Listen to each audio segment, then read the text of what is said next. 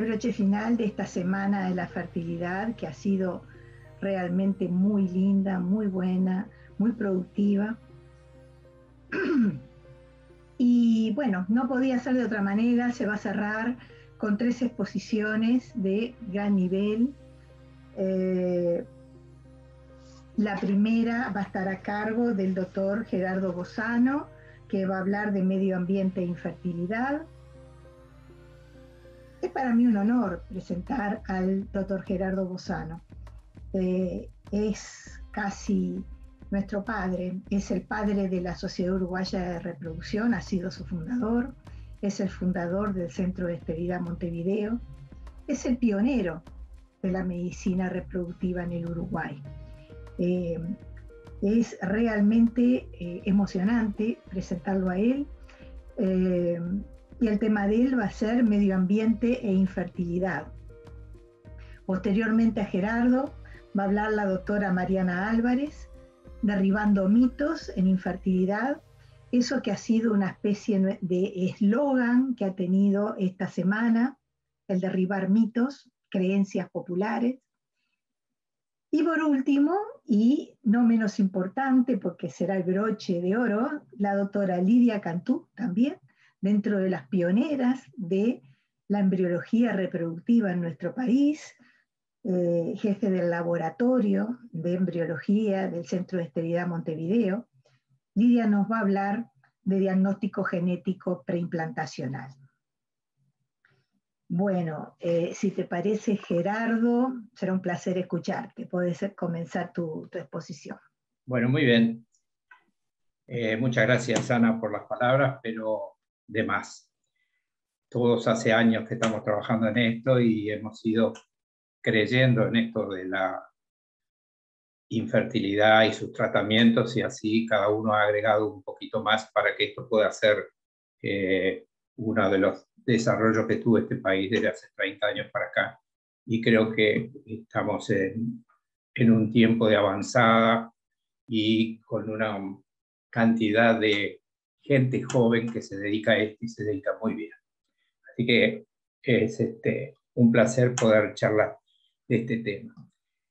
El tema de medio ambiente e infertilidad se ha venido desarrollando después de la última guerra mundial y de alguna manera,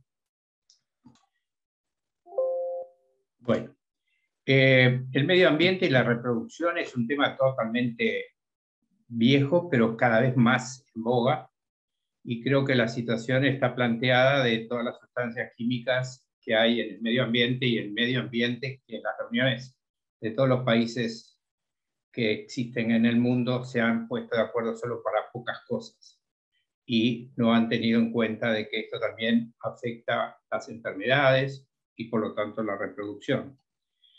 Las sustancias químicas que hemos introducido en nuestro medio ambiente, como dice el slide, en nuestro cuerpo están interfiriendo con nuestra capacidad de concebir y tener hijos sanos. Es verdad que es así. Y de alguna manera esto ha permitido estudiarlas, y de alguna manera también existen situaciones como que la producción de sustancias químicas de esta Segunda Guerra Mundial ha sido uno de los avances más tenebrosos que hay, y el biomonitoreo que se planteó para recoger muestras biológicas en sangre, en orina, en leche, ha permitido estudiarlas un poco como para saber qué es lo que podemos impedir. También se monitorearon sustancias químicas en el aire, en el agua, en el suelo, sobre todo en los alimentos y todos los productos de consumo. Se detectan en las personas sustancias químicas y metales pesados.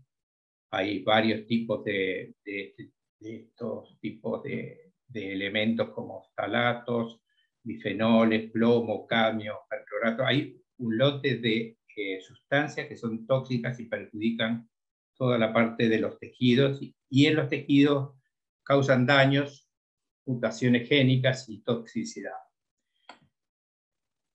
Las afectaciones tenemos que entenderlas de que pueden estar, digamos,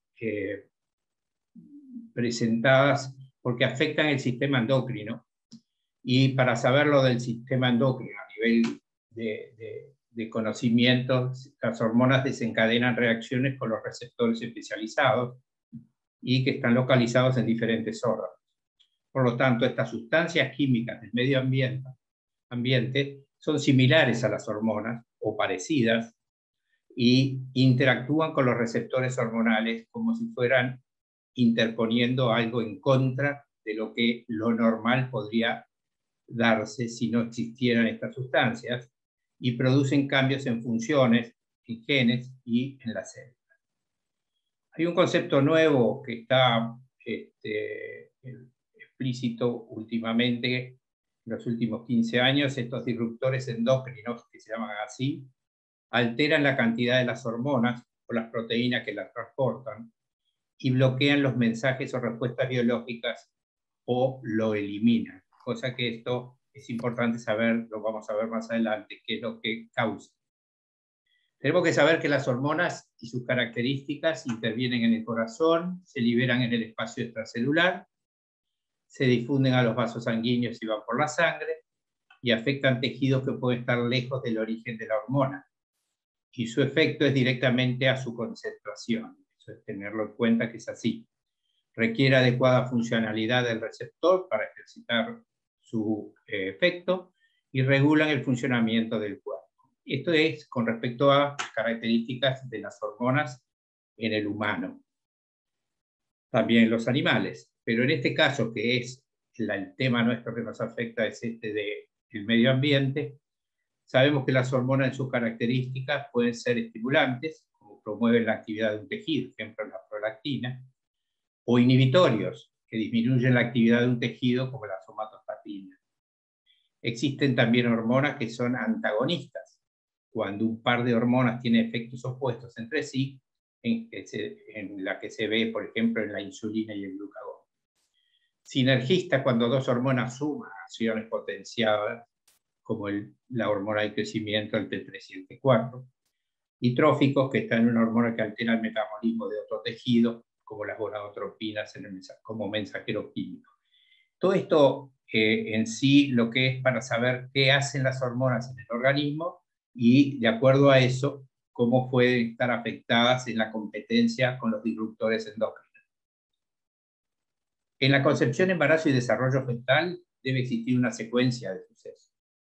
Desde una célula a un trillón de células en 300 tipos diferentes, se programan genes en órganos para cumplir funciones determinadas, y sucesos producidos por hormonas secretadas por glándulas activan los genes que están presentes o que están en las células, y esas hormonas los empiezan a ser activos. Esto hace que producen proteínas que modifican el comportamiento orgánico, y como ejemplo el dietilvestrol, que fue una droga que se usó en un tiempo y que fue tóxica y como disruptor provoca una respuesta génica inoportuna. Por lo tanto, puede impedir la concepción o interferir en el desarrollo fetal. Esto se usaba como medio también en la vagina y se usaba en mujeres que después tenían patologías cancerológicas. La mutación genética habla sobre todas las células tienen genes que determinan por producción proteínas el funcionamiento de esas células.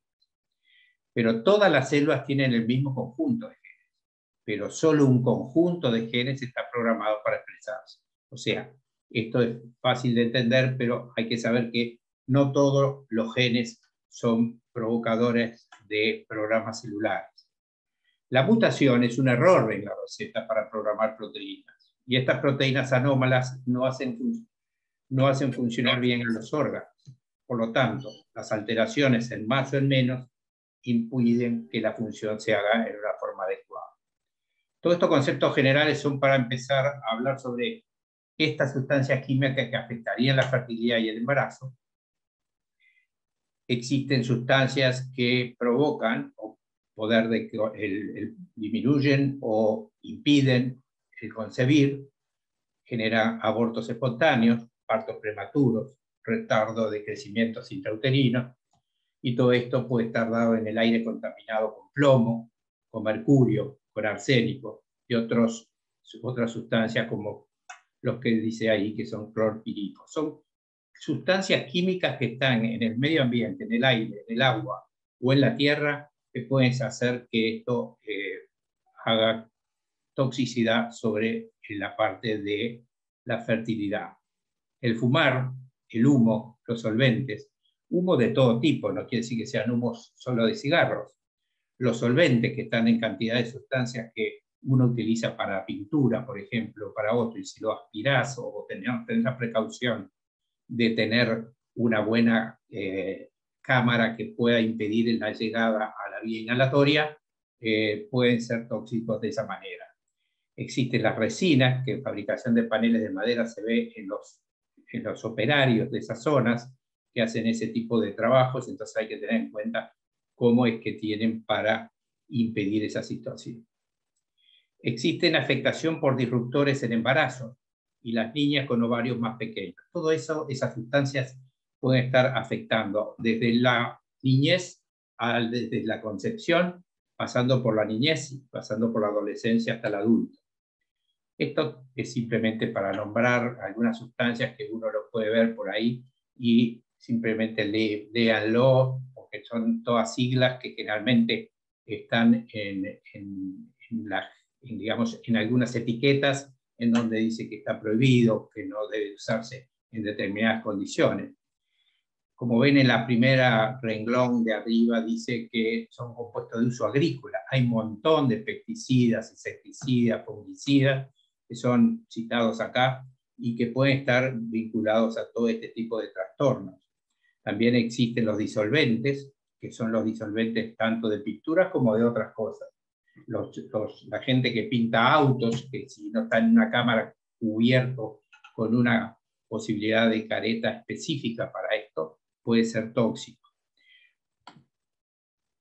Con respecto a estos disruptores endocrinos, que es lo que nos aqueja, es que la definición es un químico exógeno, o mezcla de químicos, a veces son más de uno, y que interfieren con cualquier aspecto de la acción hormonal.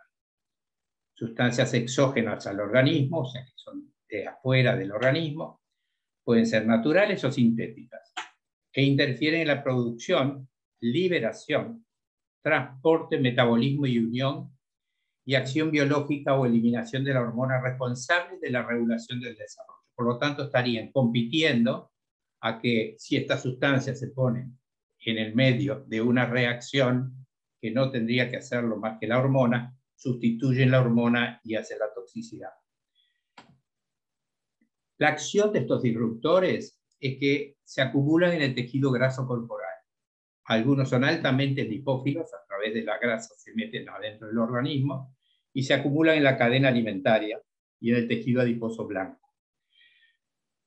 El sistema endocrino, o los sistemas endocrinos, son una interfaz fisiológica con el entorno. Tiene una relación fisiológica que tiene que tener con el entorno. Entonces, las interacciones gen-ambiente son perturbadas por estos disruptores.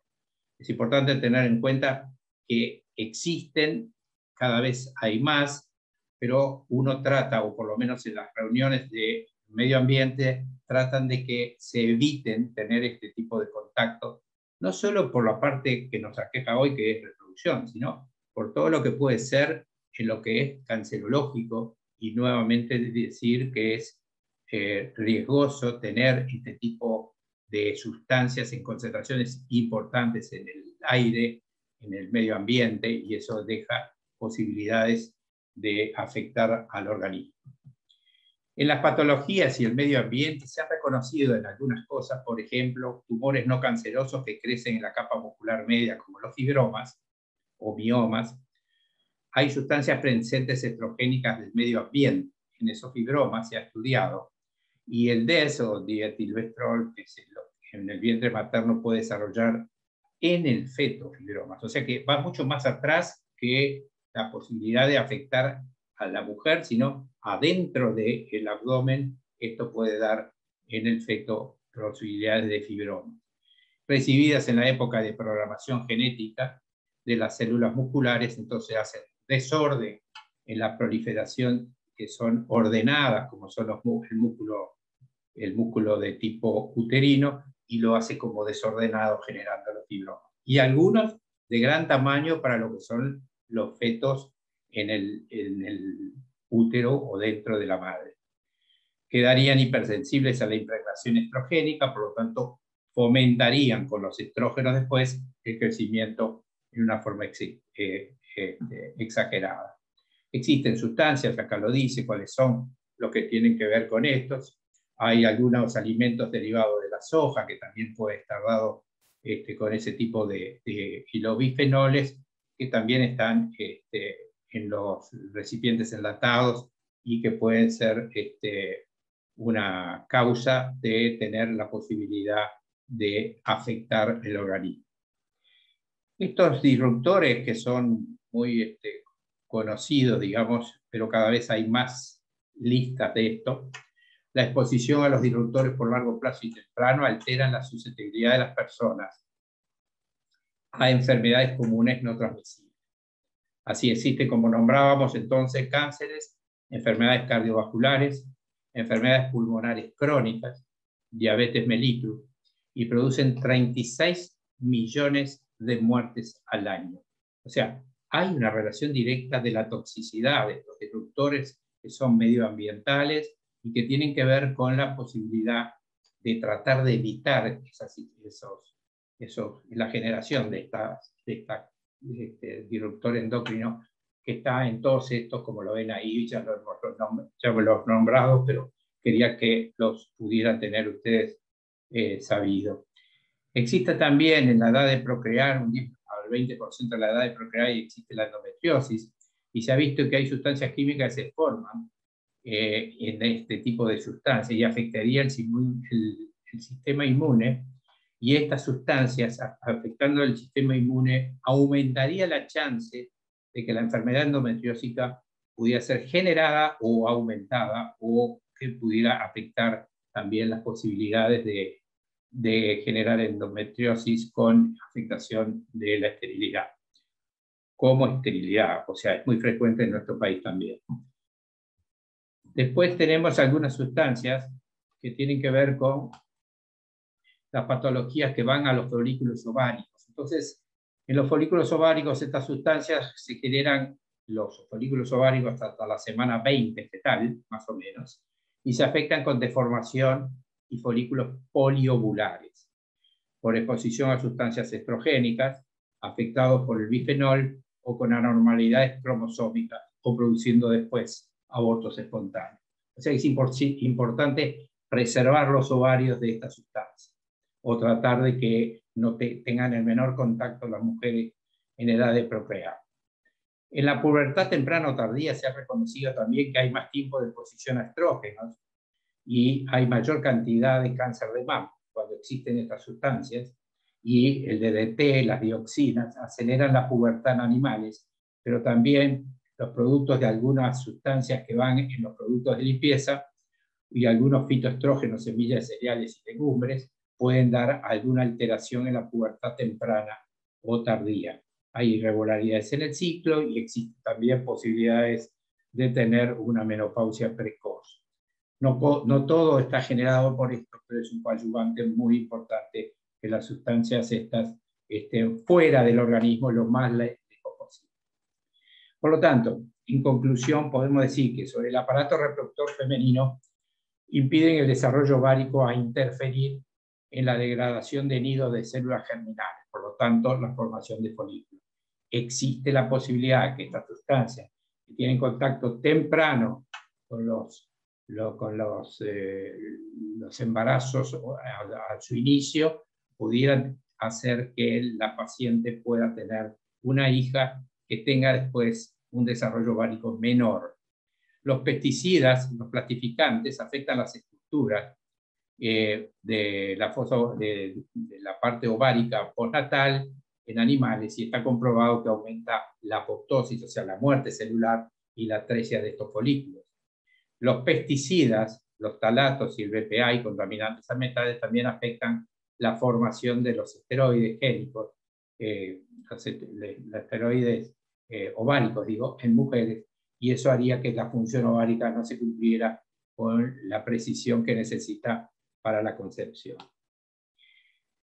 Existe también en el varón esta sustancia, así que no crean que es solo para los que tienen afectación van a ser solo los tejidos hormonales que están sustituidos, pero en la mujer. En el hombre también. Por lo tanto, el desarrollo masculino depende de que el feto produzca suficientes andrógenos. Son las hormonas que van a hacer el desarrollo selectivo en el hombre.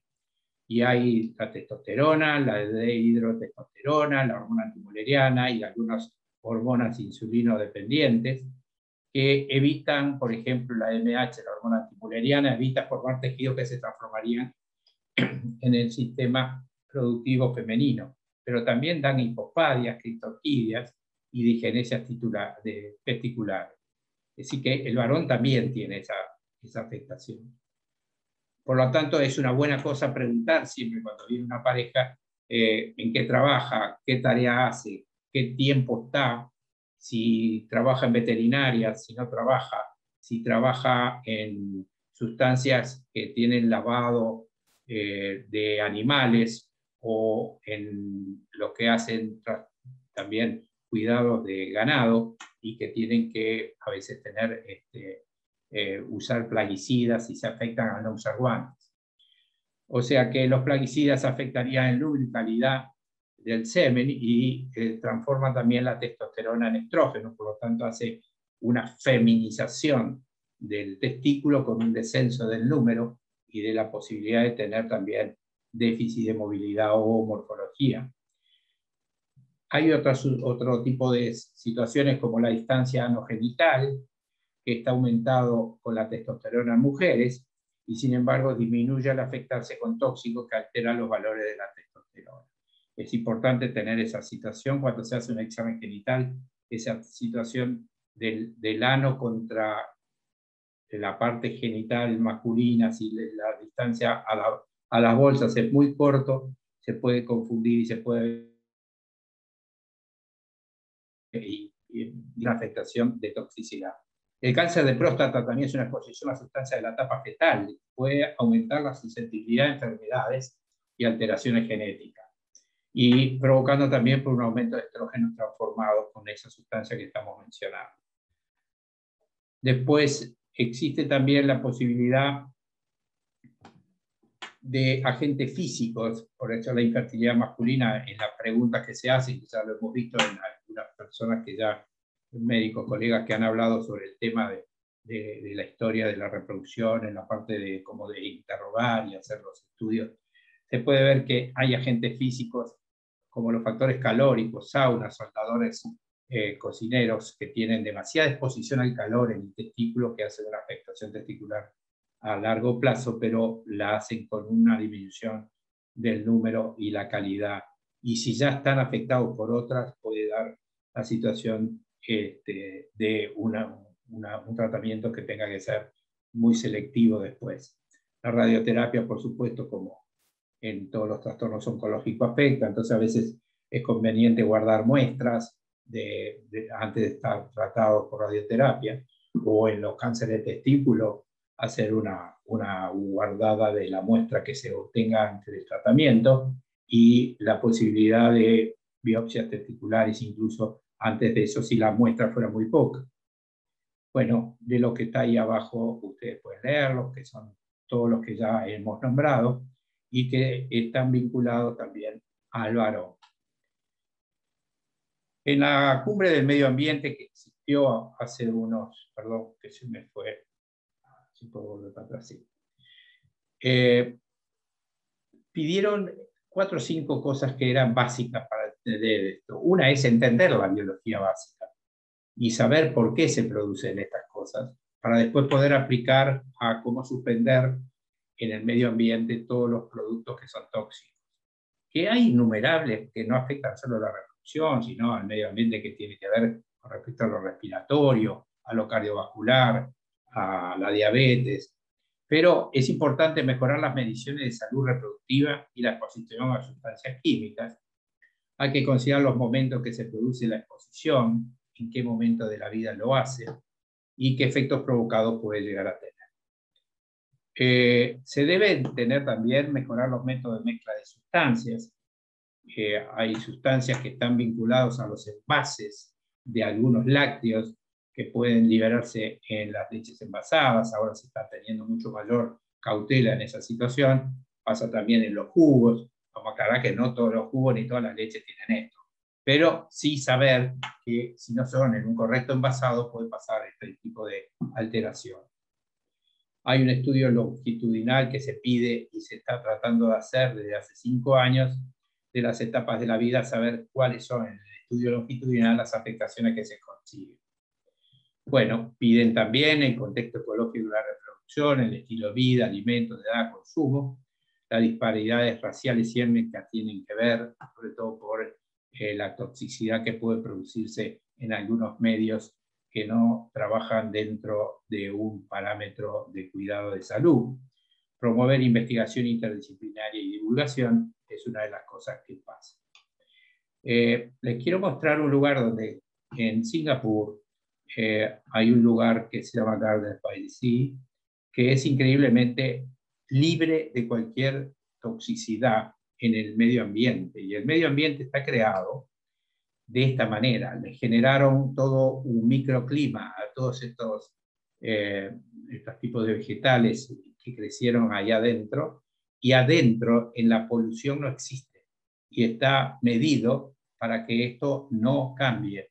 Ahora, no podemos tener el techo ese que tienen en todo el mundo. Digo, lo que demostraron ellos fue que cuidando el medio ambiente, estos árboles y plantas y todo tienen quintuplicado los valores de crecimiento.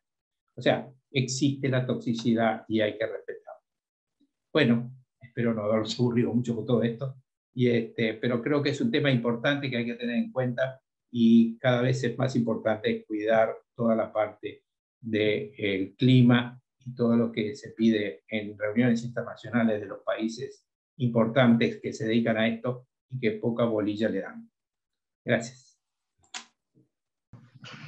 Muchísimas gracias, Gerardo, clarísimo. Al contrario, para nada aburrido, sino muy interesante. Muchas cosas que no sabemos. Les voy a decir ahora que todas las preguntas que puedan haber las dejan en el chat y las responderemos al final de todas las conferencias. ¿Ah? Bueno, ahora Mariana Álvarez, ginecóloga, especialista en reproducción, médica vinculada al consultorio Gestar, nos va a explicar sobre derribando mitos. Como dijimos hoy, uno de nuestros temas lo dije hoy, la palabra. Como nuestro eslogan. Uno de nuestros logos. Adelante, Mariana. Bueno, buenas noches a todos. Muchas gracias, Ana. Sí, estamos ahora entonces terminando esta tercera semana de la fertilidad en Uruguay, que la verdad que nos llena de orgullo, y agradecerles a vos, sobre todo, Ana, y a la SUR, porque nos ha permitido llegar a un montón de colegas y de gente que está interesada en estos temas. Bueno, voy a compartir pantalla. Me tocó, bueno, esta charla de mitos sobre la fertilidad, y la verdad es que hay muchísimos mitos en torno a este tema. Elegí los 10 que me parecían como más frecuentes, y que es importante, me parece, derribarlos, porque todos estos mitos lo que hacen es que muchas personas y muchas parejas lo que sucede es que consultan más tardíamente, solicitan ayuda en forma más tardía, y eso hace que cuando consulten, las posibilidades de éxito, ya sea logrando embarazo en casa o con tratamientos de reproducción asistida, esas chances estén disminuidas. Entonces, a ver, vamos con los mitos que elegí para ustedes. El primero es: hoy en día es más fácil lograr embarazo luego de los 40 años. Tengo algo acá que me obstruye un poquito la visual. Hoy en día es más fácil lograr embarazo luego de los 40 años. En segundo lugar, las parejas que buscan embarazo deben esperar al menos un año para consultar. Todos los problemas relacionados con la fertilidad se pueden diagnosticar. 4, la mayoría de los problemas de fertilidad están relacionados con las mujeres. Quinto, la fertilidad masculina no tiene fecha de fin. Sexto, ni el sobrepeso ni la obesidad afectan la fertilidad. Tener un hijo es indicador de fertilidad. Octavo, determinadas posturas durante las relaciones sexuales o después de ellas pueden aumentar la probabilidad de embarazo. Noveno, si hago un tratamiento de reproducción asistida, lo más probable es que tenga un embarazo gemelar. Y en último lugar, luego de una ligadura tubaria no podré volver a quedar embarazada. Bueno, vamos con el primero. Hoy en día es más fácil lograr embarazo luego de los 40 años. Desafortunadamente, esto es un mito, y si bien es cierto que han aumentado la cantidad de embarazos, esto es un mito, y si bien es cierto que la genética y el estilo de vida que llevamos contribuye bastante a la fertilidad, la edad de la paciente, la edad de la mujer sigue siendo el factor determinante, el factor pronóstico más importante en la fertilidad. Y siempre nos encanta mostrar esta gráfica, no nos cansamos de mostrarla porque es muy, se visualiza muy bien que a medida que pasa la edad materna va disminuyendo la cantidad de ovocitos, pero no solo eso, sino que también va empeorando la calidad de los mismos. Es muy importante, a veces las pacientes nos dicen, pero yo quiero saber qué calidad tengo en los óvulos, y no hay ningún estudio que nos permita estudiar la calidad de los mismos. Nosotras nacemos con los óvulos que vamos a tener toda la vida, y a medida que van pasando los años, la calidad de los mismos se va deteriorando porque, bueno, están más expuestos a la posibilidad de sufrir mutaciones y alteraciones genéticas. Entonces, a mayor edad, tenemos menor cantidad de óvulos y menor calidad ovocitaria. Y a partir de los 35 años, la pendiente de la curva de descenso de óvulos como que se va haciendo más marcada, y a partir de los 35 y sobre todo de los 40 años es que la cantidad de ovocitos es muy baja y predominan los óvulos de mala calidad. Esto no es en todas las pacientes, pero sí sucede así en la mayoría, y por eso es que lograr un embarazo con ovocitos propios después de los 40 años es que se hace más difícil. Pero este mito ya no es tan un mito cuando pensamos en el avance que hemos tenido con los tratamientos de reproducción asistida, porque actualmente tenemos la posibilidad de lograr un embarazo con óvulos donados. Entonces, en ese caso se hace más fácil lograrlo. Cuando usamos óvulos donados en un tratamiento de reproducción asistida, contamos con óvulos de una donante que tiene que cumplir ciertos requisitos, que sea menor de 35 años, que está estudiada desde el punto de vista genético, infeccioso. Entonces la calidad ovocitaria va a ser mejor, y esto nos permite una mayor tasa de embarazo, un menor riesgo de cromosomopatías y una menor tasa de aborto. Por eso es que este mito que dice, hoy en día es más fácil lograr embarazo lo de los 40 años, cuando pensamos en lograrlo con ovocitos propios es más difícil, pero si nos planteamos un tratamiento de pronto con óvulos donados, la tasa de embarazo puede mejorar. El segundo mito. Las parejas que buscan embarazo deben esperar por lo menos un año antes de consultar. Bueno, esto no aplica para todos los casos. ¿Qué pasa? Que la especie humana tiene un bajo potencial reproductivo. Somos malos reproduciéndonos. La fecundidad mensual de una pareja joven es del 20% aproximadamente. ¿Qué quiere decir? Que una pareja de jóvenes, sanos, teniendo relaciones sexuales en el periodo ovulatorio, tiene una chance de lograr embarazo de 20%. Y esta tasa de embarazo de 20% es baja si la comparamos con otras especies. Por eso es el lapso que decimos, bueno, hasta un año podríamos esperar para consultar, porque en realidad el 85% de las parejas van a lograr embarazo en ese primer año de búsqueda. Pero en muchos casos no es así, en muchos casos hay que consultar antes. Y esto va para los pacientes y para los colegas, que hay muchísimos casos, por ejemplo, mujer de 35 años o más, por lo que explicábamos de la reserva ovárica. A partir de los 35 años o más hay que consultar antes, no hay que esperar un año. Se dice 6 meses o puede ser antes también. Si la paciente tiene ciclos menstruales irregulares, puede tener ciclos anovulatorios en los que no ovula. Si tiene dismenorrea, que es el dolor con las menstruaciones, puede tener una endometriosis o alguna patología que disminuya su fertilidad.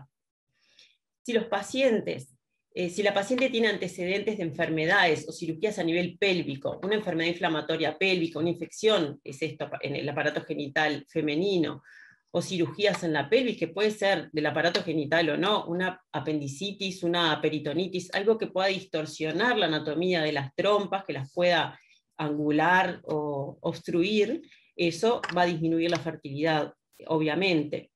Si hay alguna patología médica preexistente, que puede ser en uno o en ambos integrantes de la pareja, también se debe consultar antes.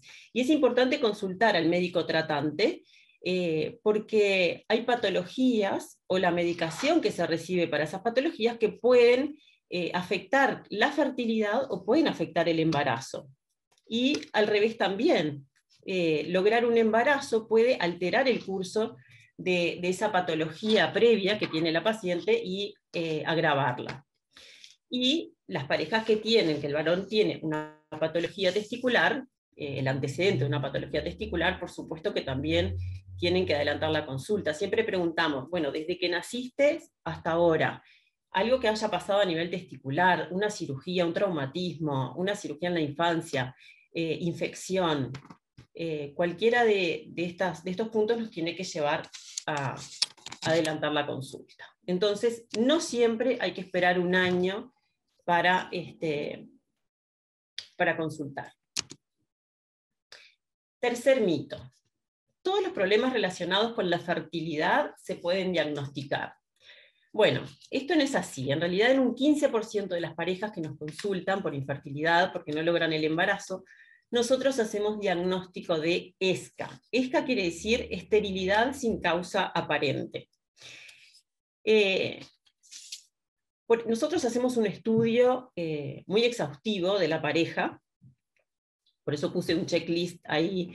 Estudiamos a la mujer desde el punto de vista ovulatorio, la reserva ovárica, cómo está desde el punto de vista metabólico, cómo está de peso, cómo está su aparato genital, si tiene infecciones, cómo está la anatomía del útero, de las trompas, estudiamos al varón, cómo están los espermatozoides, y cuando todo esto está bien, pero sin embargo es una pareja que nos está consultando, o sea que no ha logrado embarazo, hacemos diagnóstico de esterilidad sin causa aparente.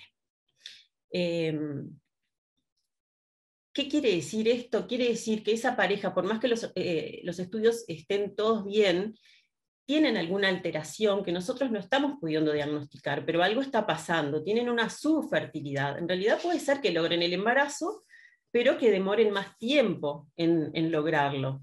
Y por eso en estos casos es planteable el tratamiento de reproducción asistida, porque justamente de pronto lo que estamos haciendo es acortar el tiempo de búsqueda, el tiempo de espera. Cuarto mito.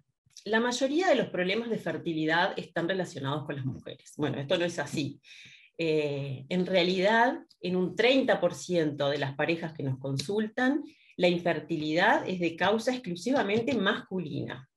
En otro 30%, la infertilidad es de causa solamente femenina. En otro 20 a 30%, la causa es compartida, o sea que hay alteraciones a nivel de la mujer y alteraciones también en el varón. Y en un 10 a 20% de los casos, todos los estudios nos dan normales, como decíamos, si tienen lo que decimos una esterilidad sin causa aparente. Por eso es que si las causas pueden ser en un 30% de los casos solamente femeninas o solamente masculinas y en otro 30% compartidas, es que tenemos que hacer un estudio simultáneo de la pareja. No tenemos que estudiar a la mujer y después estudiar al varón.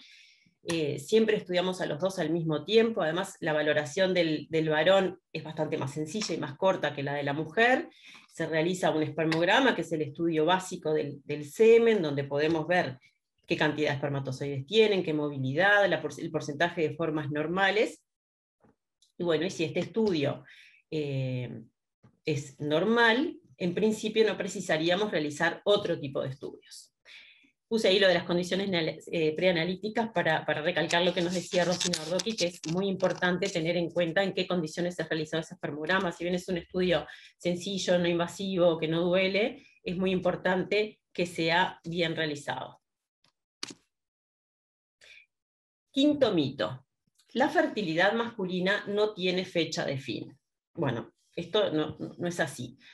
aunque la fertilidad masculina tiene una vida más larga que la de la mujer, no es infinita, no es para toda la vida. Dijimos que nosotras nacemos con nuestros óvulos, que tenemos una cantidad finita de óvulos, y el hombre es diferente, el hombre va fabricando espermatozoides a lo largo de su vida. Pero no quiere decir que fabricar espermatozoides le asegure la fertilidad. Los años también pasan para los hombres, y a medida que pasa el tiempo, se van sumando factores de riesgo que pueden afectar la fertilidad y los espermatozoides, por ejemplo, el sobrepeso, la obesidad, el sedentarismo, el consumo de tabaco y alcohol, la falta de antioxidantes en la dieta. Todo eso puede afectar los espermatozoides, y por eso es que a medida que pasan los años la fertilidad puede ir disminuyendo. Y también hay estudios que nos muestran que a mayor edad paterna existe un mayor riesgo de autismo en la descendencia, de trisomía 21 y de aborto espontáneo. Mito número 6. Ni el sobrepeso ni la obesidad afectan la fertilidad. Bueno, como ya sabemos, la obesidad y en menor medida el sobrepeso constituyen factores de riesgo para muchas patologías crónicas, y entre estas patologías crónicas está la infertilidad. La obesidad es una enfermedad, no es un tema de estética, la obesidad es una enfermedad inflamatoria, sistémica, que afecta a todo el organismo. Entonces, por eso produce una baja probabilidad de embarazo. Baja la probabilidad de embarazo, no solamente en forma natural del embarazo buscado en casa, sino que también, aunque hagamos tratamiento de reproducción asistida, los pacientes que tienen sobrepeso o obesidad van a tener una disminución de la chance de lograrlo. Pero no todas las pacientes que tienen sobrepeso o obesidad no es que no logren el embarazo. Se dice que las pacientes que lo padecen demoran capaz que hasta 3 veces más en lograrlo. Pero a veces lo logran. ¿Y qué pasa si una paciente con sobrepeso logra el embarazo? Bueno, esta paciente va a tener un mayor riesgo de aborto espontáneo, un mayor riesgo de diabetes gestacional, de diabetes durante el embarazo, más riesgo de estados hipertensivos, de parto prematuro, etc. Y no tenemos que perder de vista que nuestro objetivo final es el nacimiento de un niño sano. Y estas pacientes tienen un mayor riesgo de transmitir a la descendencia, de transmitir a ese niño un síndrome metabólico. O sea que ese niño que nosotros tanto estamos deseando, lo estamos sometiendo a un mayor riesgo de que tenga una diabetes en la edad adulta, de que tenga un sobrepeso, una hipertensión arterial. Entonces es fundamental el descenso de peso en forma pregestacional. Antes de buscar embarazo, bajar de peso. Siempre decimos que una paciente que tiene un sobrepeso, una obesidad, bajando un 10% de su peso corporal, ya estaría mejorando la fertilidad y mejoraría la tasa de embarazo. Pero a veces no es suficiente. Si yo tengo una paciente que pesa 130 kilos y baja 13 kilos, está perdiendo un 10% de su peso corporal, pero eso puede mejorar su fertilidad, pero no me va a disminuir todos estos riesgos que estamos nombrando. Por lo tanto, es fundamental que tratemos no solo de que pierda un 10% de su peso corporal, sino de que nos acerquemos al normopeso antes de que el embarazo aparezca. A veces el camino es muy largo, es muy difícil, estas pacientes necesitan que las acompañemos, no es decirles, por favor, bajá 50 kilos y volvé, que después vamos a repetir los estudios, vamos a ver cómo estás y vamos a enfrentarnos al tratamiento. Hay que acompañarlas, hay que ayudarlas, hay que vincularlas con un endocrinólogo muchas veces, y que tengan apoyo psicológico, por supuesto. Mito número 7. Tener un hijo es indicador de fertilidad. Bueno, la verdad es que tener un hijo es como para ser un poco más optimista, pero no quiere decir que porque tengamos hijos vamos a seguir siendo fértiles. Esto no asegura la fertilidad a futuro. Tener un hijo quiere decir que fuimos fértiles en alguna etapa de nuestra vida.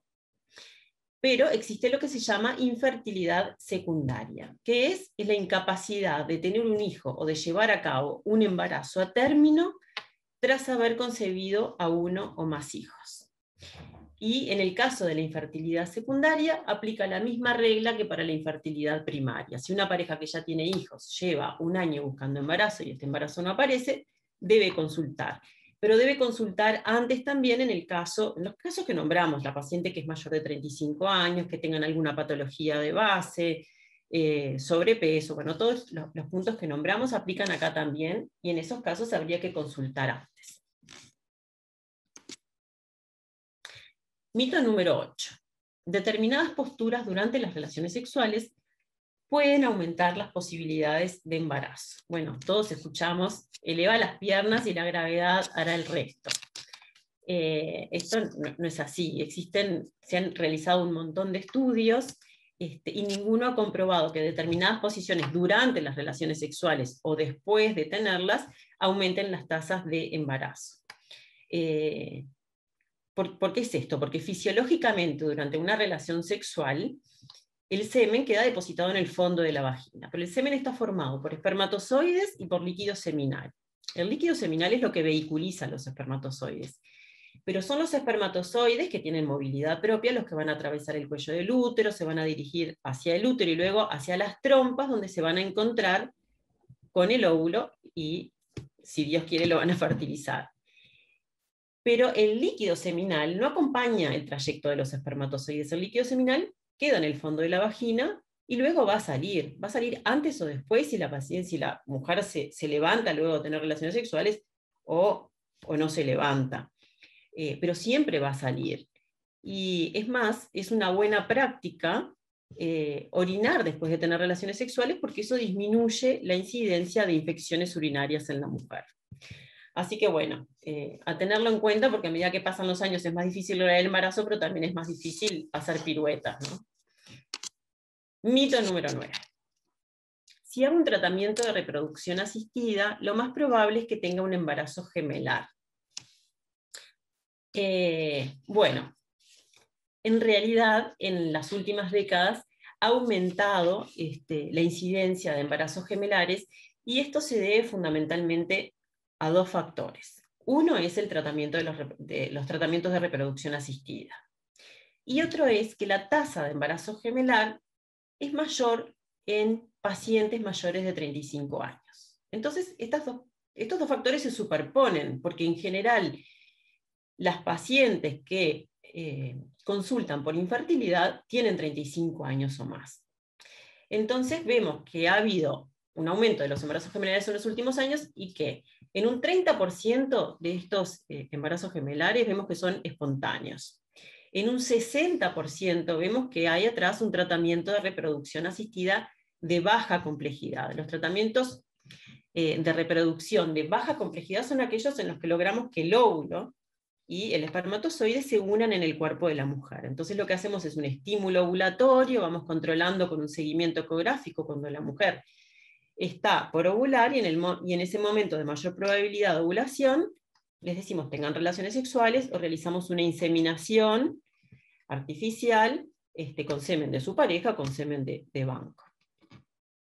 Y en un 10% de los casos de embarazos gemelares se ha realizado una fertilización in vitro o otro tratamiento de reproducción asistida de alta complejidad.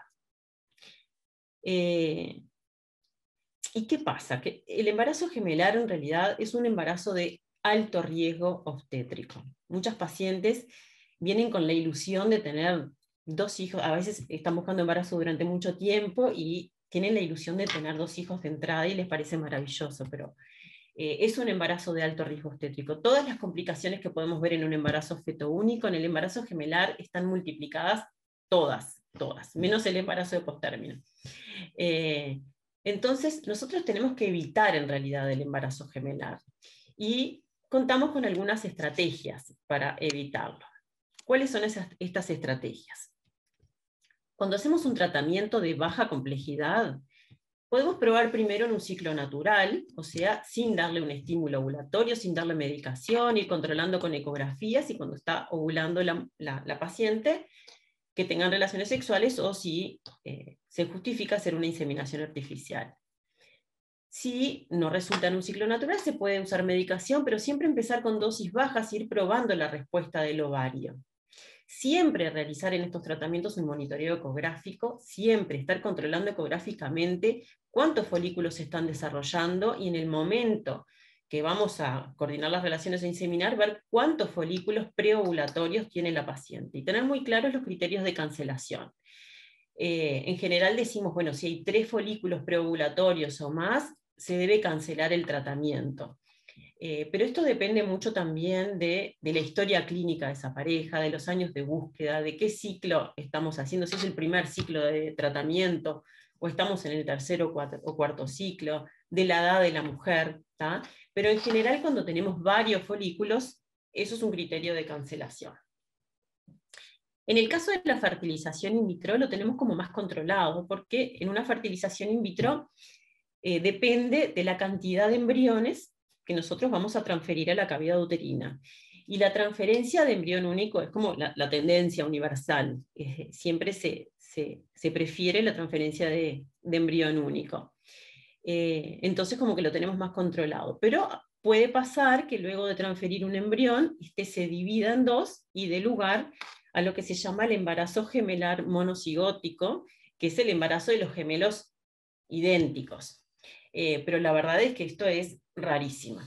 Entonces, si bien cuando consultamos y hacemos un tratamiento de reproducción asistida, no siempre vamos a tener un embarazo gemelar, tenemos aumentado el riesgo, pero es lo que los especialistas tratamos de evitar.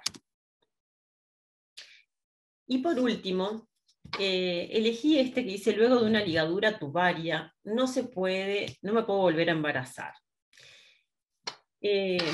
Lo puse porque vemos muchas pacientes que nos consultan y tenemos que repetir esto.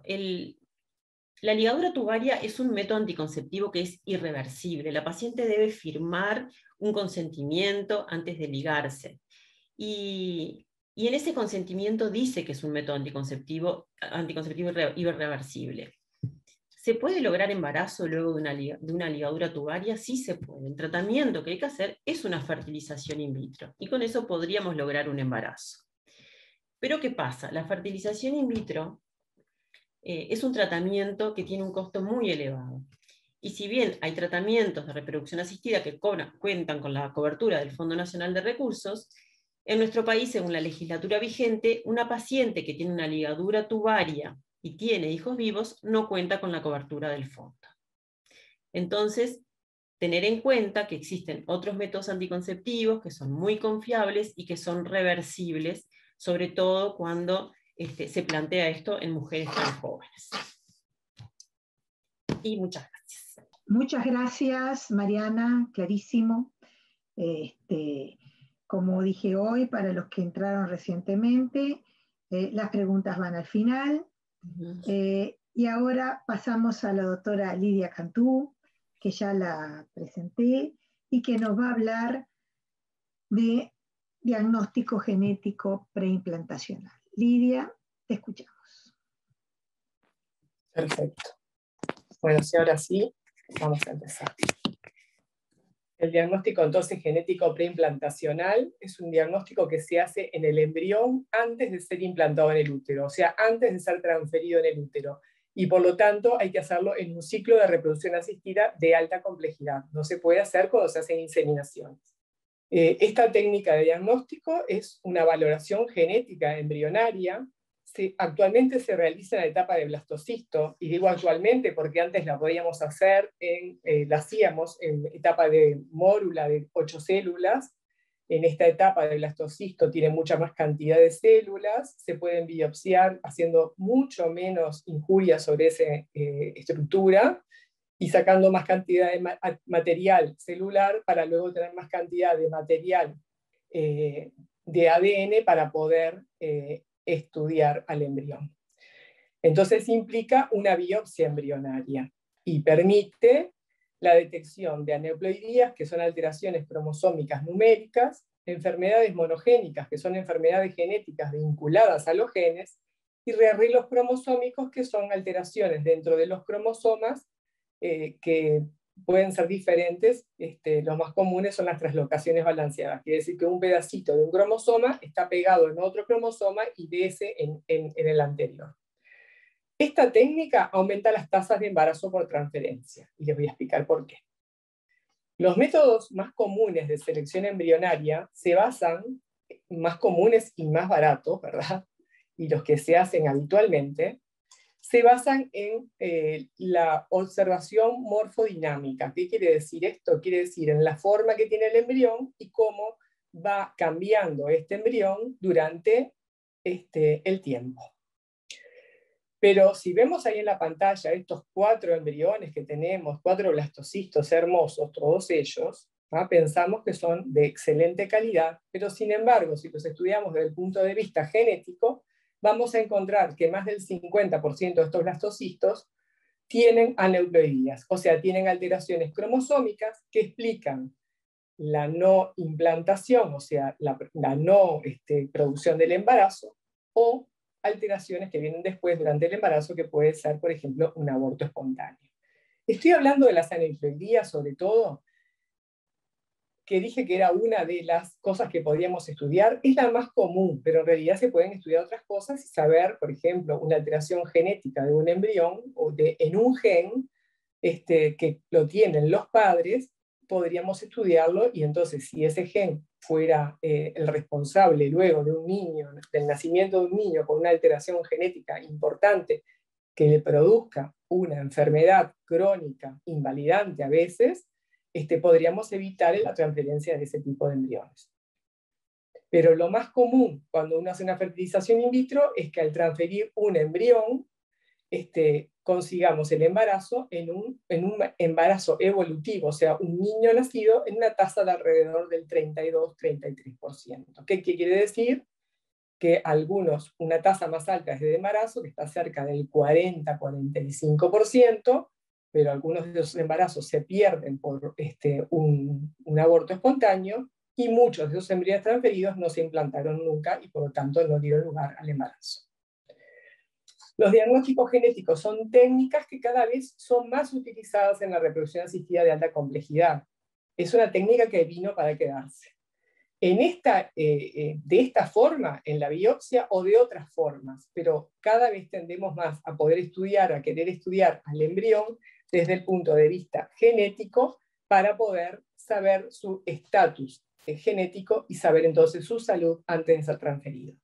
Y hay siglas, por ejemplo, PGT-A, que tiene que ver con las aneuploidías, o PGT-M, que tiene que ver con las centrales monogénicas, o el PGT-RS, que tiene que ver con los rearreglos cromosómicos, o el PGT-P, que se usa para enfermedades raras o predisposición a cáncer, por ejemplo. Las indicaciones del PGT, o las indicaciones más comunes del PGT, son pacientes abortadoras habituales, por ejemplo, que se embarazan y abortan, y sabemos que de las causas de aborto, una de las causas de los abortos son causas embrionarias, y la más común de las causas embrionarias son las alteraciones genéticas del embrión dadas por las alteraciones cromosómicas, y entonces se pueden estudiar haciendo un PGT-A, un PGT para estudiar aneuploidías, alteraciones cromosómicas de los embriones. Las fallas reiteradas de implantación embrionaria, o sea, pacientes que por muchas veces hicieron transferencias y no lograron el embarazo, uno puede sospechar que esos embriones tienen una alteración genética. Pacientes que son portadores de cromosomopatías, o sea, ya sabemos que tienen una alteración genética, por ejemplo, vinculada a una alteración ya conocida en los padres, o tal vez no están diagnosticados y se tienen que estudiar por fallas reiteradas de implantación o por abortos. Enfermedades recesivas vinculadas a los cromosomas, o sea, ligadas al cromosoma X, portadores de enfermedades monogénicas, como le dije, algunos genes que en presencia de un gen solo puede dar una enfermedad, o en las dos partes de la pareja, si los dos son portadores, como por ejemplo en la fibrosis quística. Diagnósticos de aneuploidías embrionarias en pacientes que quieren saber, antes de transferirse los embriones, si tienen alguna alteración. Mujeres mayores de 40 años, y acá va el primer mito que coincidimos con la doctora Mariana Álvarez, que las mujeres más grandes se embarazan menos porque tienen menos óvulos, pero también peor calidad ovocitaria, y esos óvulos de peor calidad por lo general están vinculados a tener alteraciones numéricas de sus cromosomas. Y por último, la selección embrionaria en aquellas pacientes que tienen mucha cantidad de embriones y sospechamos de que sus embriones pueden estar alterados en un porcentaje alto o por la edad o por alguna patología previa, hacerle estudio genético nos acorta el tiempo entre la transferencia de los embriones y el conseguir el embarazo, porque si por ejemplo tenemos 10 embriones, tal vez encontrar el embrión normal le pueda llevar a la paciente 3-4 transferencias, lo que implica tiempo, desilusión, dinero, un montón de cosas que, bueno, que si se pueden hacer el diagnóstico genético, lo vamos a poder evitar. Vamos a ir por un atajo, por un camino más corto. Esto también lo dijo Mariana, ¿verdad? Que la reproducción humana es poco efectiva, que a la mujer le cuesta un mes producir un óvulo maduro, pero no siempre ese óvulo maduro es normal, que el porcentaje de aneuploidías, o sea, alteraciones numéricas cromosómicas, es muy alto en el rango etario de la consulta de reproducción asistida. ¿Qué quiere decir esto? Capaz que en las mujeres que tienen hijos sin reproducción asistida, que seguramente su promedio de edad va a ser más bajo, aunque cada vez aumenta más el promedio de edad de las mujeres a querer conseguir tener hijos y embarazarse, pero para reproducción asistida sabemos que ese rango etario está desplazado hacia los 40 años, está alrededor de los 36 años, por lo tanto se ven más alteraciones de aneuploidías. Luego también tenemos que saber que las transferencias de embriones múltiples aumentan los riesgos de multigestación, y ahí viene el mito 5 de Mariana, donde sabemos que cada vez estamos transfiriendo menos embriones en cada ciclo de transferencia embrionaria. De hecho, en nuestro centro, la tasa media de embriones transferidos es 1.3. Quiere decir que la mayoría de las veces transferimos un embrión, y en algunas pacientes transferimos 2 embriones, ya sea por la edad, ya sea por antecedentes u otras cosas. Pero sabemos que el riesgo de la multigestación está vinculado a la cantidad de embriones transferidos, y cuando hacemos este tipo de estudios, vamos a transferir un solo embrión porque lo vamos a tener testado. Y bueno, que la selección embrionaria es la mejor herramienta para lograr embarazos seguros, ¿verdad? Y la selección embrionaria, embarazos seguros en realidad aumenta la tasa, la mejor selección embrionaria, y un embarazo seguro podría ser un embarazo de un embrión estudiado previamente, y va a disminuir mucho las chances de aborto, no las va a anular, porque hay otros motivos por los cuales un embarazo se interrumpe espontáneamente, pero las va a disminuir mucho. Esta gráfica es parecida a la que mostraba Mariana, pero es la variación de probabilidad que tiene de embarazarse una mujer dependiendo de la edad y luego de hacerse una reproducción asistida de alta complejidad. Es una tabla que viene de la red latinoamericana. Si bien es del año 2016, esto se está manteniendo. Y aquí en naranja ven la tasa de embarazo. Esto es el porcentaje de embarazo y esto es la edad de la mujer, y ven cómo va disminuyendo el embarazo, pero cómo disminuye aún más la tasa de nacido vivo, porque entre esto y esto la diferencia son los abortos espontáneos. Y por lo tanto, si más o menos miramos que alrededor de los 36, 37 años, esta pendiente que al principio es muy leve, se empieza a hacer más notoria, y esto es debido a las alteraciones cromosómicas, numéricas de los ovocitos, sobre todo porque estamos hablando de la edad de la mujer, y ahí viene el otro mito sobre el factor masculino, ¿verdad? También el varón influye, la edad del varón influye en la calidad de sus espermatozoides, que por más que se estén produciendo, por todos los agentes externos, la vida, los tóxicos, como hablaba el doctor Bozano, también la calidad de su semen va a disminuir, y también van a aumentar las aneuploidías de causa masculina. Por lo tanto, cuantos más años pasan, más se justifica este tipo de estudios preimplantacionales. Entonces, vuelvo a explicar un poquito lo que son las aneuploidías, porque es una palabra un poco difícil, pero es las alteraciones, las alteraciones cromosómicas de número vinculadas a la meiosis del óvulo, que es cuando el óvulo madura.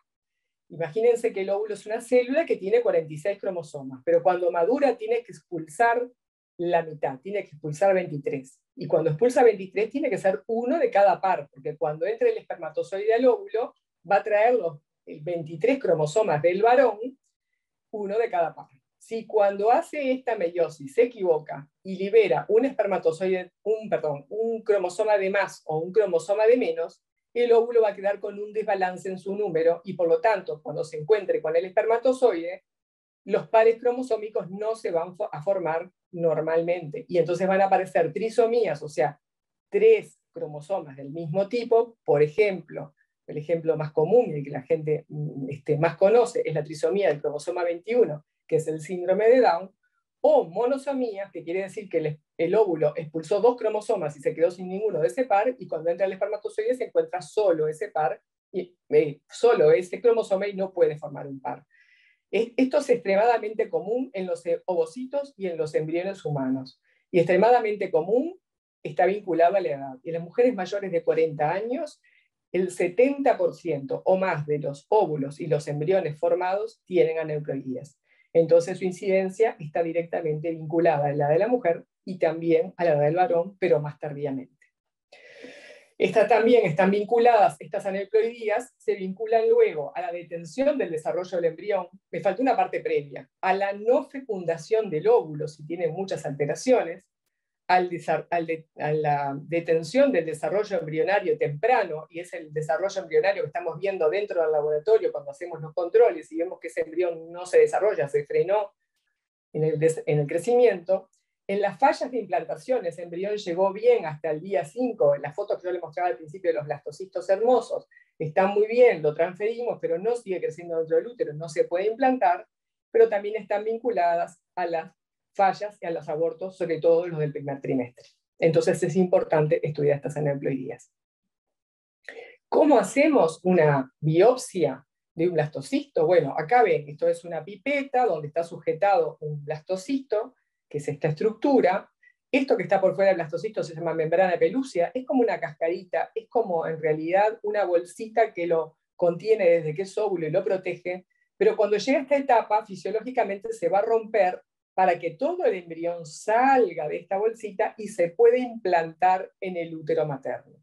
Nosotros, antes de que eso suceda fisiológicamente, le vamos a hacer un pequeño cortecito con un láser, que es esta lucecita, lo vamos a hacer en el día 4 de desarrollo. Y en el día 5, por ese agujerito que hicimos, si el embrión se sigue desarrollando, van a salir algunas de estas células que conforman lo que se llama el trofoectodermo. El embrión tiene 2 partes, una es el macizo celular interno, que está en esta zona de acá, es un poco más densa y oscura. Estas zonas son las células que van a desarrollarse a través de esta célula, a partir de estas células, el embrión propiamente dicho, si se implanta y sigue creciendo, y después el niño. Y de estas otras células, que se llama trofoectodermo, se van a desarrollar los anexos embrionarios. Por lo tanto, quitar alguna de estas células no afecta al macizo celular interno, pero como todas vienen del mismo óvulo y del mismo espermatozoide, porque son las mismas células, que primero era una célula que se dividió en 2, después en 4, después en 8, después en 16, y así, hasta formar un blastocisto que tiene más de 180 células, todas van a tener la misma conformación genética. Entonces, si nosotros biopsiamos y le sacamos algunas células a este blastocisto, aquí ven de vuelta el mismo blastocisto, aquí está tomado el mismo blastocisto con esta pipeta, que tironeamos un poco estas células, entonces esto se aplana y queda así como un choricito, vamos a decir, de células. Con el láser vamos a hacer algún disparo. El láser por calor va a cortar estas células, y por un lado nos van a quedar estas células, y por otro lado nos va a quedar el embrión un poquito retraído, porque al hacer esta maniobra pierde un poquito de líquido que rápidamente se va a recuperar. Esto es la biopsia, y estas células, acá está en una esquemita, acá está el macizo celular interno, lo que yo les decía, las células del trofoectodermo dentro de la pipeta, aquí estaría el láser cortando estas células.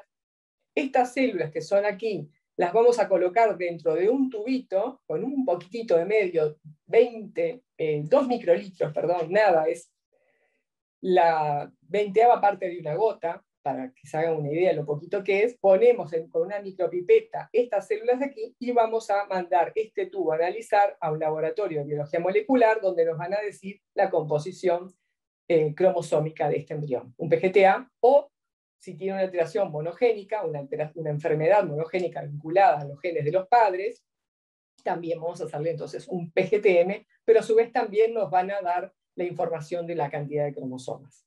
Este es el esquema de cómo quedó el embrioncito sin ese pedazo, que esto rápidamente se recupera.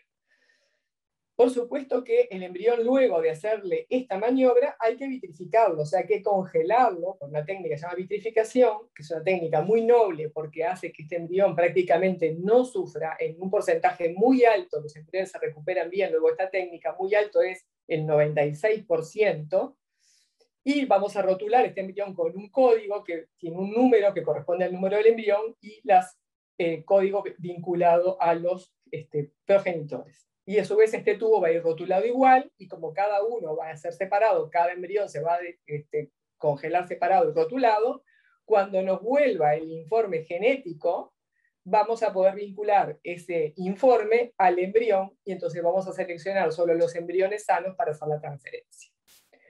Aquí está ese esquema, entonces aquí está el embrión, que lo vamos a vitrificar. Este es un soporte de vitrificación que se llama criotop en este caso. Aquí lo vamos a colocar y esto va para dentro del nitrógeno líquido. Ahí se va a detener su metabolismo hasta que lo vayamos a descongelar, y este tubo es el que mandamos para hacer el análisis cromosómico, que luego nos viene un informe donde se ven todos los cromosomas normales tendrían que estar en la línea media, porque tendríamos 2 de cada uno, pero cuando tenemos par abajo, quiere decir que tenemos un cromosoma solo de este par, y aquí para arriba, por ejemplo, tenemos 2 cromosomas de este par. Entonces nos van a decir, por ejemplo, acá no tengo los números, pero capaz que este es el cromosoma del par número 6, y nos dicen que tiene una trisomía, y dice este es el del 14, tiene una monosomía del 14. En este caso, tendría 1, 2, 3, 4 alteraciones. No es común esto, por lo general tienen una, pero a veces tienen más de una. También se están desarrollando, yo dije que los estudios genéticos vinieron para quedarse, pero este no es el único estudio genético. Han ido evolucionando y es el que ahora se hace con más frecuencia y es el que ahora nos da los mejores resultados. Pero también se está intentando hacer estudios genéticos no invasivos. De la misma forma que capaz que ustedes saben que cuando durante el embarazo, ya no este tipo de estudios, sino durante el embarazo, se pueden hacer estudios no invasivos en sangre materna de ADN fetal disuelto en sangre materna cerca de la semana 10. Y eso es un estudio no invasivo, pero es un estudio tipo screening. ¿Qué quiere decir? Que no es un estudio como es, por ejemplo, el del líquido amniótico o el de las vellosidades coriales, que nos dan un informe más totalmente seguro o con un porcentaje altísimo de seguridad con respecto a la cantidad de cromosomas. Pues estas técnicas no invasivas todavía no están del todo en el mercado, porque si bien tienen las ventajas de que no requieren mucha manipulación embrionaria, porque lo único que se manda es el líquido donde se cultiva el embrión, y en ese líquido se contiene ADN de ese embrión disuelto en el líquido, ¿ah? Por lo tanto requiere menos equipamiento, no precisamos un láser, que es un equipo bastante caro, y tampoco requiere gran entrenamiento del personal que lo hace, porque es solo recoger el líquido donde fue cultivado el embrión. Entonces, las desventajas que tiene es que solamente válida para hacer screening de aneuploidías, y por ahora no se pueden hacer estudios monogénicos, y que a su vez sus resultados aún son controvertidos, porque a ese líquido van a verter el ADN de todas las células de ese embrión, y sabemos que a veces el embrión expulsa alguna célula que luego no va a formar el blastocisto. Esas células por lo general degeneran antes y seguramente van a liberar también contenido de ADN de su núcleo a ese líquido, y por lo tanto tal vez este informe todavía no sea tan fidedigno como un PGT-A hecho con biopsia. Pero de todas maneras, como screening sería bueno. Para eso, lo que sería ideal como ventaja es que fuera económico. Entonces lo sumamos a lo que es la observación, la morfodinamia del embrión, y tendríamos una aproximación más certera a cuál es el mejor embrión. Pero por ahora no es muy económico, y por lo tanto no tiene todavía grandes ventajas, pero pienso que las cosas van a ir en ese camino. Y para terminar, en esta semana se habló mucho de los derechos reproductivos y de nuestra ley, que es una ley muy buena y que es una ley que nos distingue a nivel de muchos países en el mundo y sobre todo en América Latina, porque es la única ley que regula las técnicas de reproducción asistida, pero también le dan cobertura. ¿Ah? Y pensamos que en esta semana debemos ir por más derechos reproductivos y mejores, porque tenemos posibilidades. Las técnicas que están contempladas en esta ley son todas las técnicas de reproducción asistida de alta y baja complejidad, la donación de gametos y embriones, la criopreservación de gametos y embriones, la preservación de la fertilidad está contemplada en la ley, el diagnóstico genético preimplantatorio está contemplado en la ley, y la subrogación uterina también lo está. Algunos de estos puntos no los voy a tratar porque no tienen que ver con esta charla, también deberían ser pasibles de una mejora y una modificación, pero me voy a centrar en las técnicas de diagnóstico genético preimplantatorio, que si bien están contempladas en la ley, no están contempladas en la normativa y por lo tanto no tiene financiación del Fondo Nacional de Recursos. Ninguna de las dos técnicas, ni la preservación de la fertilidad ni el diagnóstico genético preimplantatorio. Nosotros pensamos que el Fondo Nacional de Recursos se creó ya hace muchos años para poder darle a los pacientes que necesitan alta complejidad en medicina. Se me fue de vuelta la internet, ¿no? Si ustedes me escuchan, voy a seguir por este lado para no hacer perder tiempo. Pero el estudio genético preimplantatorio es medicina de alta complejidad, es cara y es necesaria. ¿Por qué? Porque evitaríamos abortos a repetición de mujeres que tienen alteraciones, o parejas, varones también que tienen alteraciones genéticas. Evitaríamos traer a un niño con una alteración genética vinculada a los genes paternos o maternos conocidos o de ambos, enfermedades monogénicas, que son mucho más caras para el país que pagarle este tipo de tratamientos. Sobre todo porque nosotros sabemos que la financiación por parte del Fondo Nacional de Recursos es una financiación para las técnicas de reproducción asistida, no igual que para las demás técnicas, donde la financiación es total. Por ejemplo, para cirugía cardíaca, para cirugía de cadera, para rodilla, para diálisis renal, el paciente no tiene que pagar nada. Sin embargo, para reproducción asistida, como la ley dice, la financiación será total o parcial. Cuando se reglamenta, la financiación va a ser total o parcial dependiendo de los ingresos de las parejas. Y por lo tanto, es un copago que hace el Fondo Nacional de Recursos y por lo tanto el Estado está haciendo un gasto parcial en la cobertura de estos tratamientos. En algunos casos es total, pero creo que en uno de los informes que he leído, de los últimos informes del Fondo Nacional de Recursos, más o menos al país le sale el 50%, porque el otro 50% globalmente lo pagan los pacientes. Por lo tanto, estas técnicas deberían estar incluidas. Sería bueno para los pacientes, pero también sería bueno para el país, porque cuando uno piensa, por ejemplo, en la normativa, se puso que la transferencia del embrión único en las pacientes menores de 30 años o en las mujeres que se hacen ovodonación, se hizo porque es más, entre otras cosas, el embarazo gemelar es más caro para el país que pagar más de una transferencia. ¿Por qué? Porque está la prematurez, está el cuidado de los niños en los cuidados intermedios o intensivos, que salen muy caros.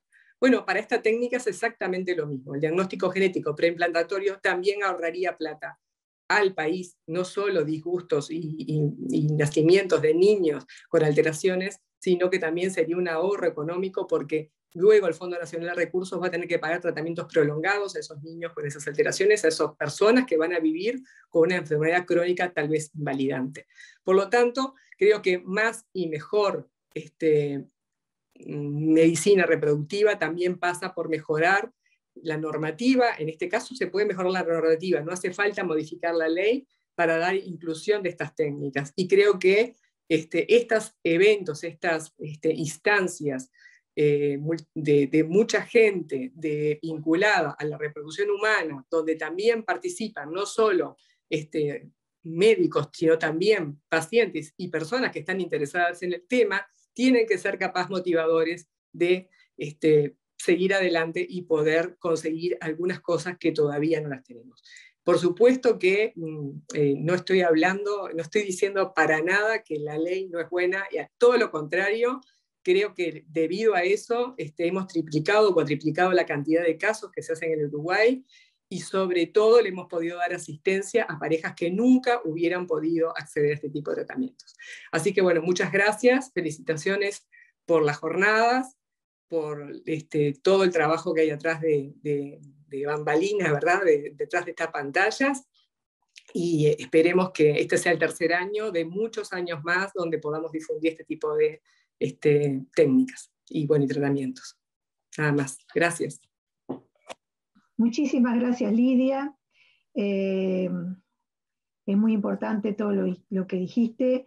No solo tu presentación, que ha sido excelente, sino la propuesta de cambiar algunas cosas de la reglamentación de la ley, que ya la hemos pedido, pero que la seguiremos pidiendo, y luego de cada año de Semana de la Fertilidad, nosotros retomamos estos temas para tratar de ampliar la cobertura en reproducción asistida para nuestras pacientes.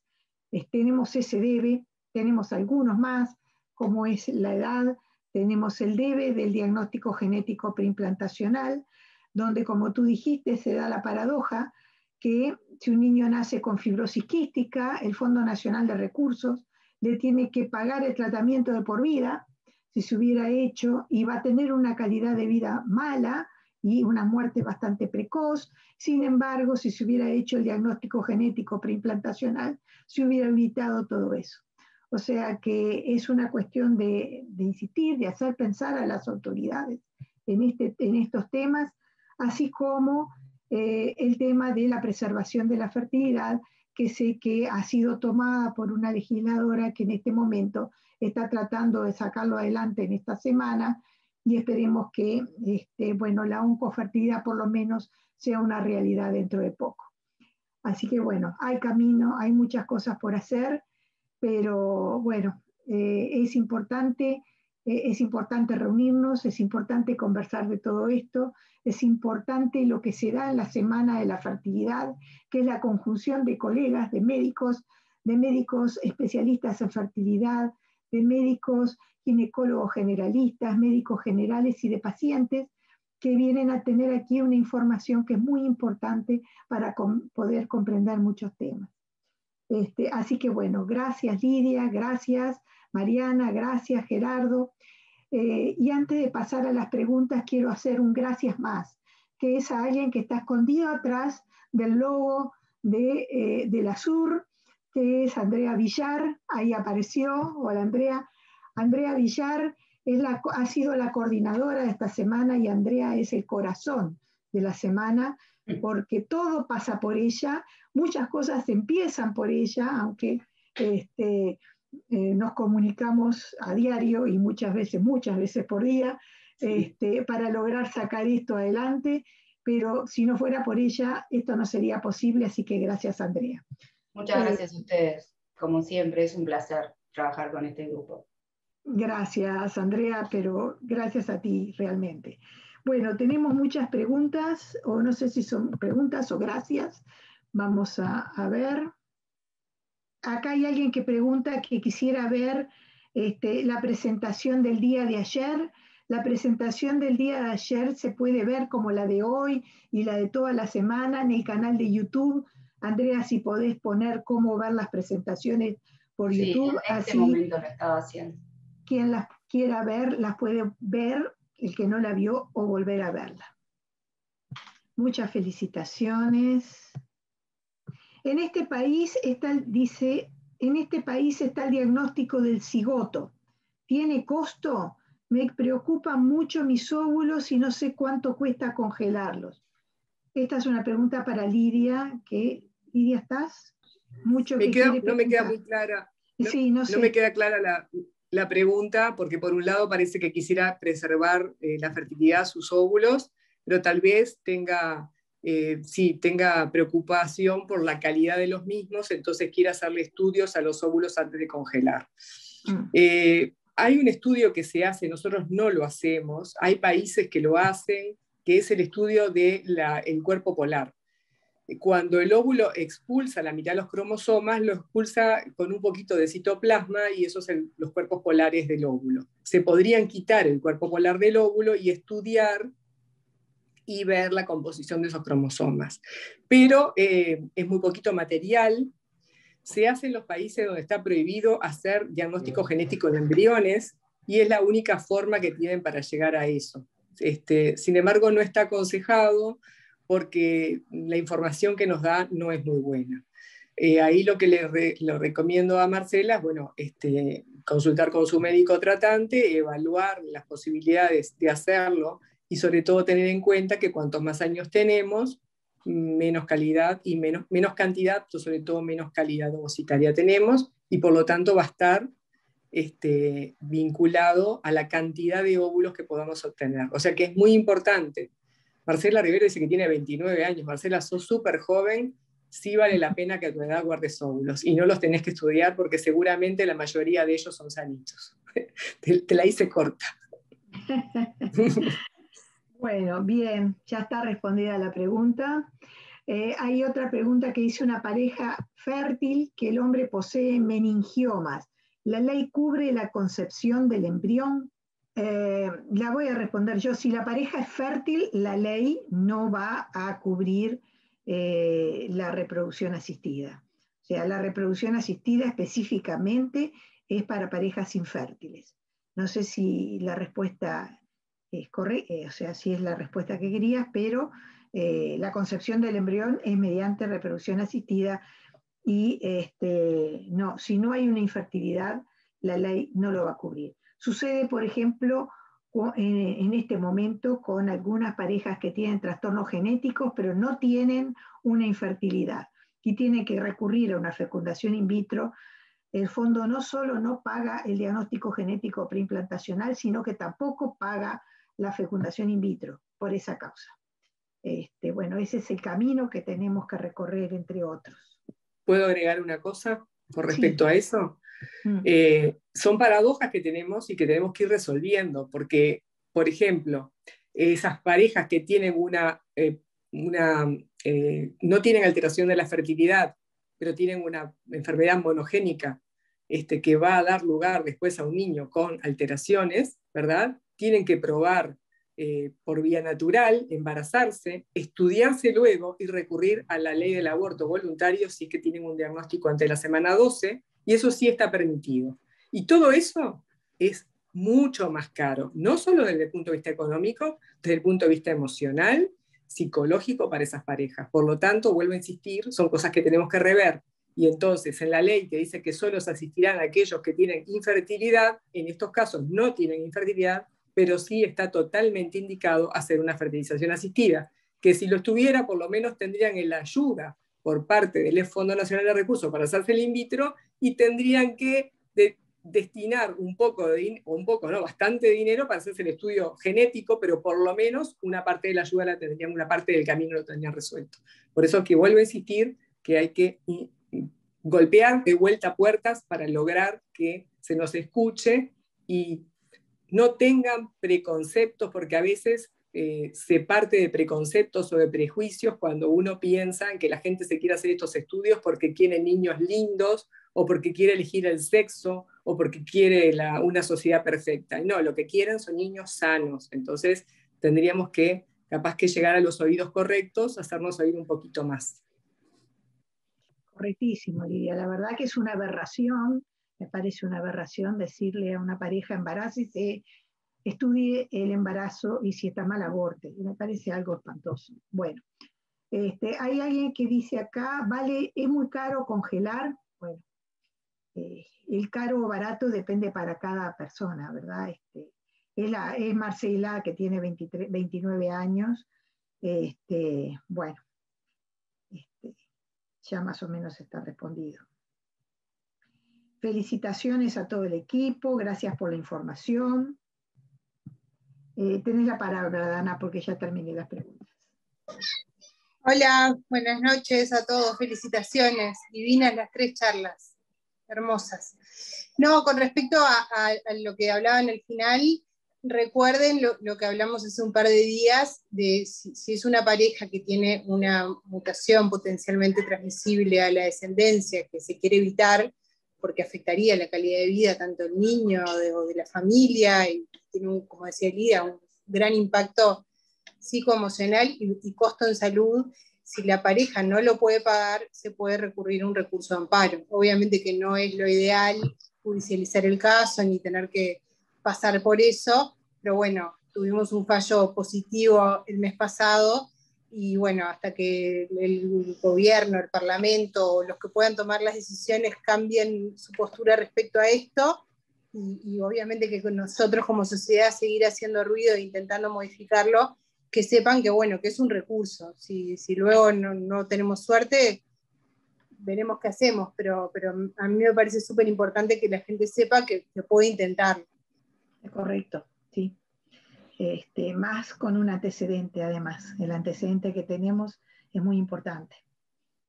Bueno, una cosa quería decirle a Gerardo, su exposición es tan interesante, que tiene tantas cosas para acotar y para decir. Hace poco leí un trabajo acerca de la disrupción ovárica y el fallo ovárico prematuro que tanto estamos viendo, y realmente es impactante. O sea, no estamos acostumbrados a indagar, porque a veces no solo preguntar la exposición a tóxicos, sino que muchas veces la gente ni siquiera es consciente de la exposición a tóxicos o a cosas que le pueden generar este tipo de problema, y realmente cada vez lo vemos más. Sospechamos cosas, pero no las tenemos tampoco confirmadas, porque también hay otras causas que pueden explicar esas disrupciones. Pero bueno, creo que es algo que hay que seguir investigando y seguir profundizando sobre este tema. No sé, Gerardo, si querés acotar algo al respecto. Sí. Lo que creo que es muy importante no es solo llegar al diagnóstico de por qué se produce esa falla ovárica, que puede ser hormonal, puede ser genética, puede ser por otras razones, sí, pero que no tenga que haber sido o intentado diagnosticar y no llegado a saber si no fue por tóxico. Claro. Hemos visto acá en este país gente que ha tirado baterías con plomo y ha tirado en lugares en lugares carenciados, viven chiquitos y chiquitas, niñas, y que eso ha llevado a que han tenido una intoxicación importante. No sabemos en el futuro cuál va a ser el perfil reproductivo que pudiera llegar. Por más que es más importante la salud de esos chicos en su futuro inmediato, hay que ver a largo plazo qué. Entonces, lo del medio ambiente, yo creo que es una política internacional que los países como nosotros, que defendemos muchas cosas a través del medio político, se tendría que ocupar también en el medio ambiente la posibilidad de que no recurran a lanzar a cualquier lado todo tipo de digamos que son elementos tóxicos de todo tipo. Y se ve desde el polietileno hasta los nylon y las sustancias que están adentro de los envases plásticos. Y quiero hacer las pilas, todo lo que tiene metales pesados o que tienen a veces pequeñas láminas nomás de protección adentro de los envases y que no están autorizados, sin embargo se ven. Entonces, tener en cuenta esa situación y no tener que lamentar después. Gracias, Gerardo. Nada. Bueno, creo que no tenemos más preguntas, así que agradecimientos muchos para los expositores. De mi parte, muchísimas gracias. Y bueno, nos encontraremos en el mes de junio del año que viene, nuevamente acá, con la próxima Semana de la Fertilidad, la 4ª edición, si Dios quiere. Muchísimas gracias a todos y recuerden que estas presentaciones quedan en YouTube.